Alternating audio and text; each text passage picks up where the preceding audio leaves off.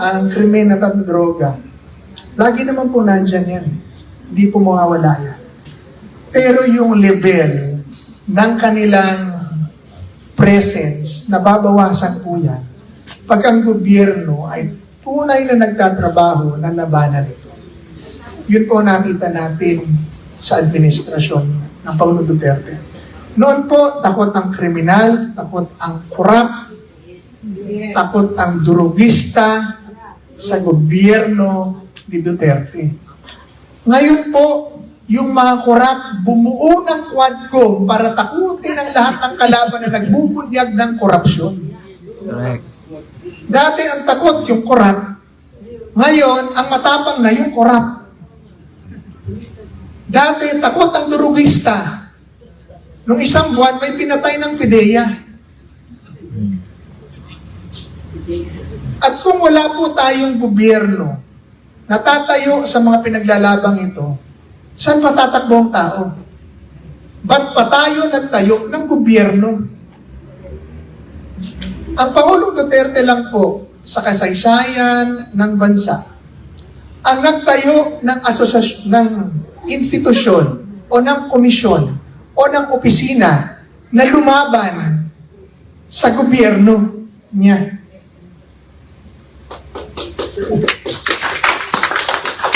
Pag nagtayo ko kayo ng anti-corruption, anti-red tape office, ang hinahabol po niyan ay yung gobyerno mismo. Ngayon, yung gobyerno nangahabol sa tao. Kung totoo po, ay ipaki-flash ang Duterte Legacy, ipakita natin po ang ginawa ng PACC. Pag binilang 13,000 cases po ang inaksyonan namin, 6 years. Mahigit.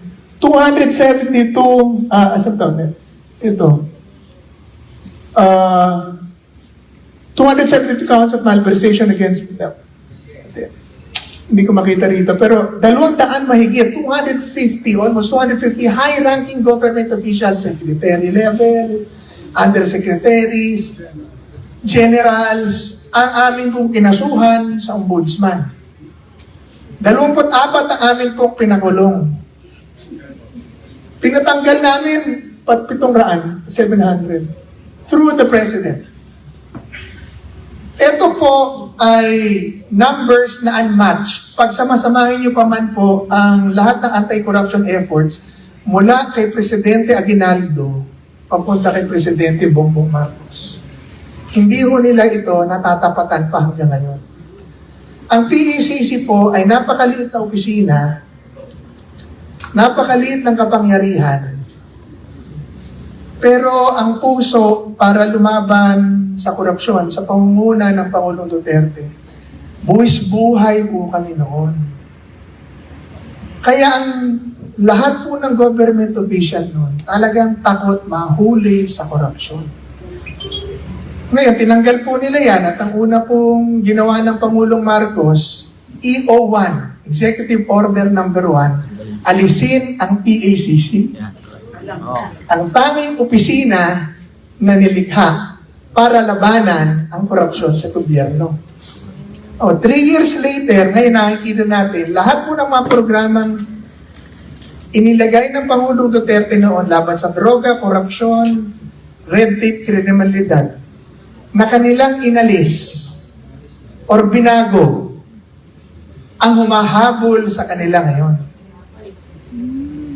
Ngayon, anong issue ngayon? Korupsyon na naman. Droga na naman. Kriminalidad na naman. Yan. Insurgents. Lahat nagbalikan. Dati, sabi nga ni General Esperon, paubos na ang mga komunista. Ngayon, buhay na naman ang mga komunista. Sino ang nagpapa-impeach kay VP Sara? Anak Paus. Anak bayan. Lahat ng anak. Anak ng... Bawal magmura. They're petty idiots. Sino ang nagpa-imbestiga kay Pangulong Duterte? Sino nagpatawag sa amin doon? Anak na naman. Hindi ho ba? Lahat. Ngayon, buhay na naman po ang yung Duterte party list, tinanggal, ang ipinasok, anak na naman. Ngayon, buhay na naman po ang komunista. Alak lang kamote sila. Pangatlo, flood control projects. Una, wala po sa atin yan nung unang yan. Walang ganyang kalaking lumalabas sa 1.2, 1.7, 1.9 trillion pesos na raw ang lumabas sa walang kwenta at puro maanomalya na ghost projects pa yung iba na flood control projects. 1.2 trillion, unheard of po yun.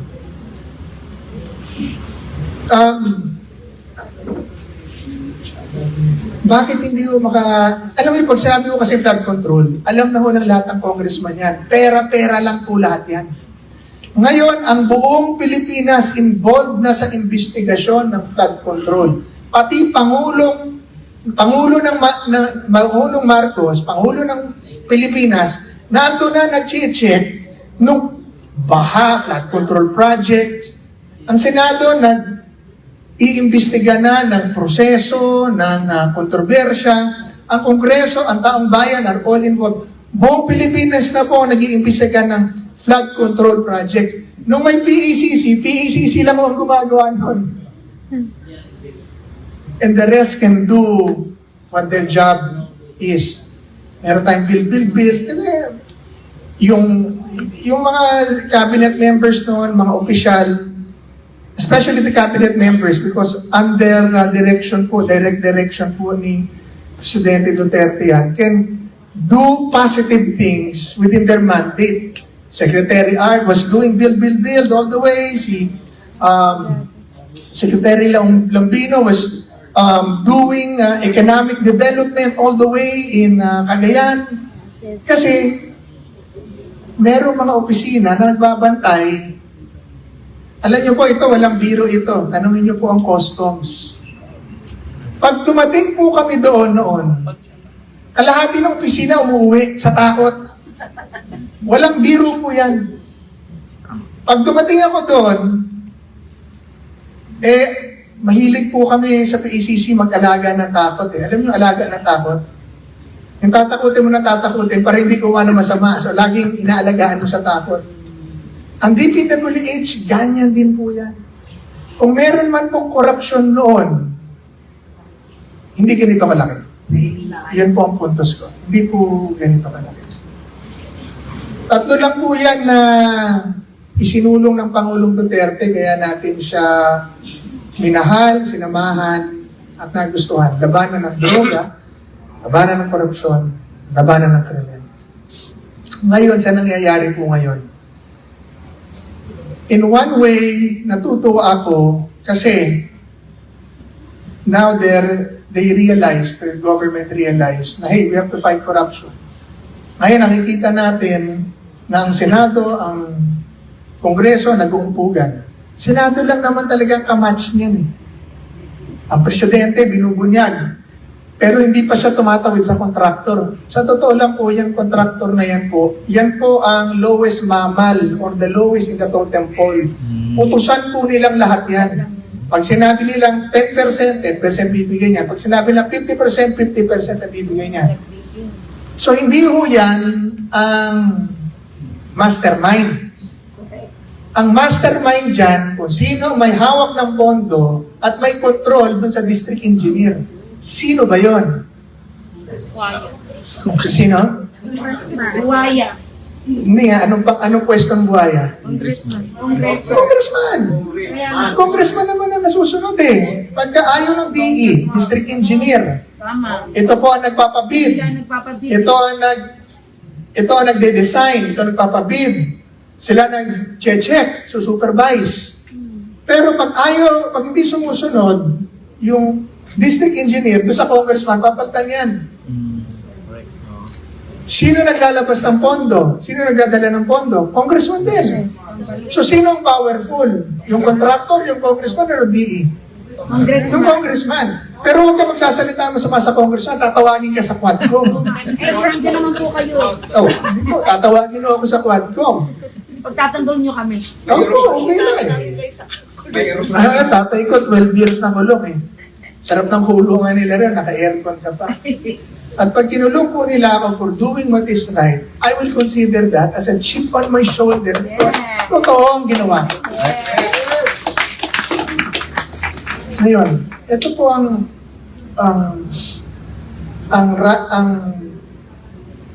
problema natin.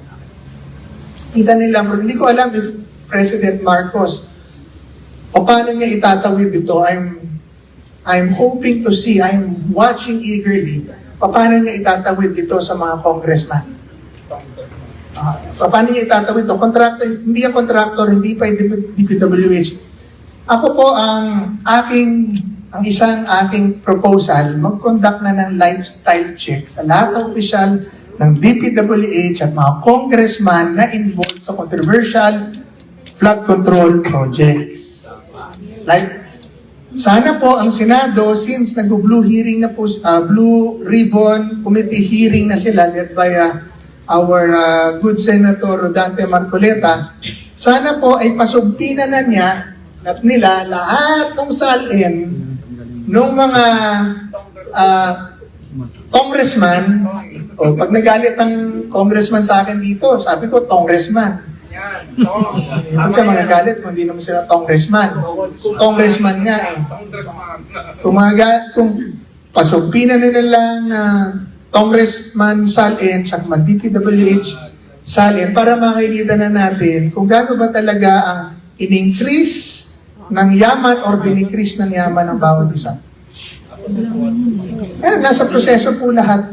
Para malaman muna natin.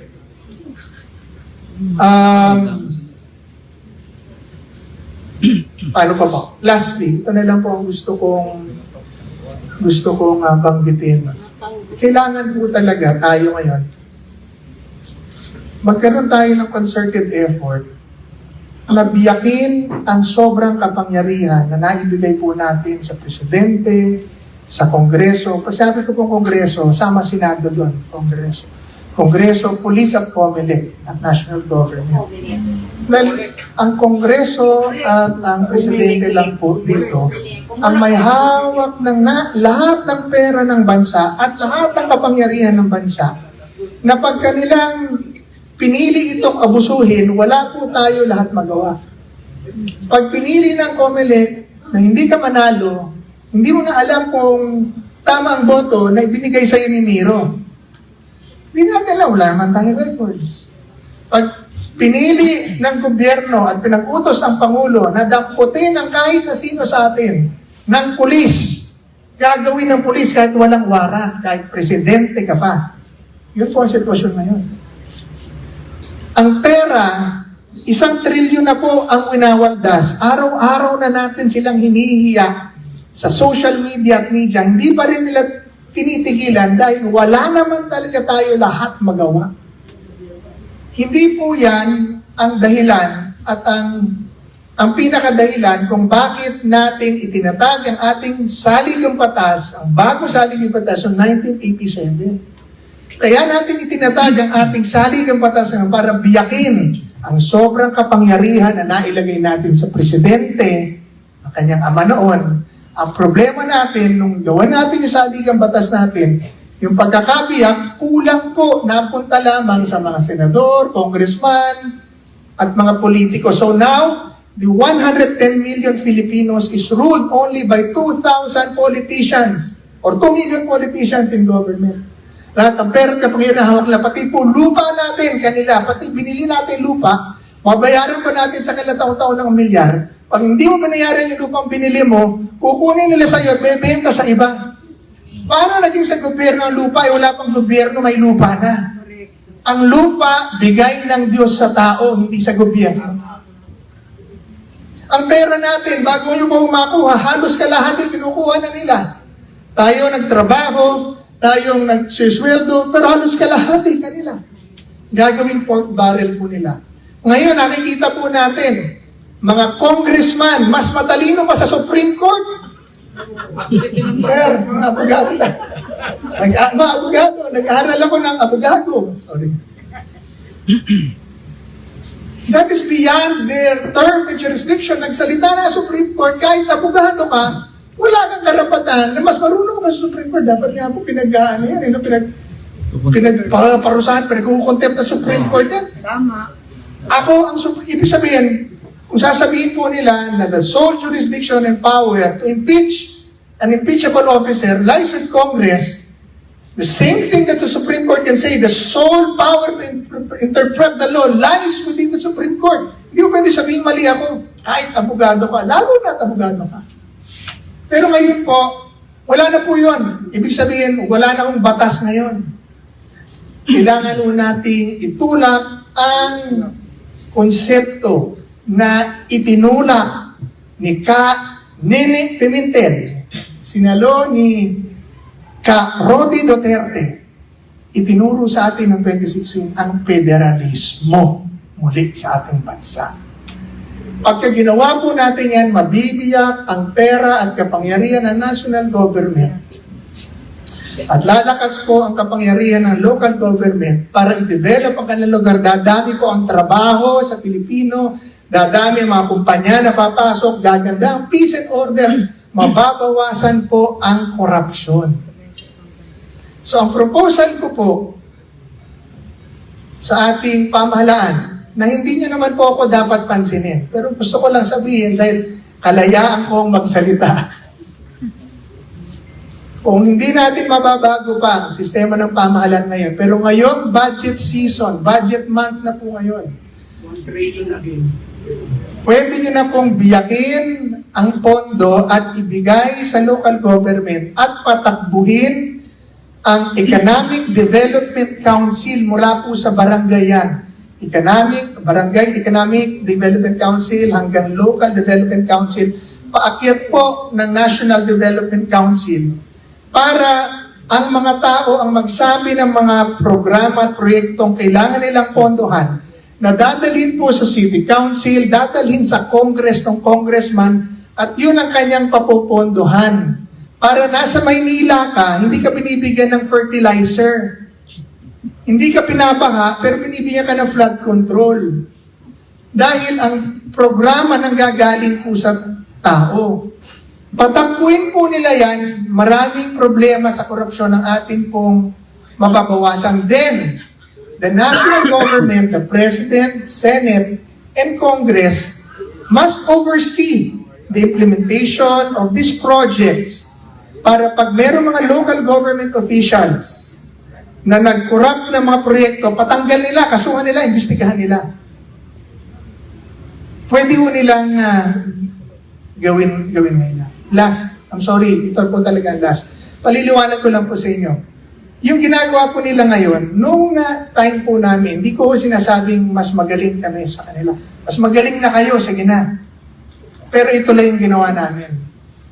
Lahat po ng ahensya ng gobyerno sa Pilipinas, Customs, BIR, Police, DOH, DPWH, DOJ, likha po namin under PACC when I became chairman ng National Anti-Corruption Coordinating Council at mga anti-corruption committees sa lahat ng mga opisina. Lahat, pati corrupt na opisina, pinalikha po namin ng mga anti-corruption committees para may nagbabantay at nagko-coordinate sa amin ng mga anomalya at mga issues na na-address kagad. If they are really serious in fighting corruption this time, all they have to do is to reactivate the committees and the council that was already created by the PACC in 2021. Paltan na lang ho nila ang pangalan. Gawin lang po nila yan. Ngayon, hindi mo si President Marcos, ikot ang ikot. Siguro, puro Bulacan naman ang iniikot. Sana mahirap po for a president. I know he's doing this for the country, di ba? Para gumanda ang trust rate. Okay, fine. Pero to do this properly, efficiently, and like a government, activate nyo lamang po yung National Anti-Corruption Coordinating Council at pa-activate nyo po lahat ng mga anti-corruption committees at anti-red tape committees na nakatatag na po noon 2021 pa sa lahat ng opisina ng gobyerno. Makukuha nyo na po at kaagad Siguro po, conservatively speaking, kalahating porsyento ng corruption sa Pilipinas, automatically, in 1 month, mababawasan. Yan po ang aking maliit na wag na niyong pansinin mungkahi.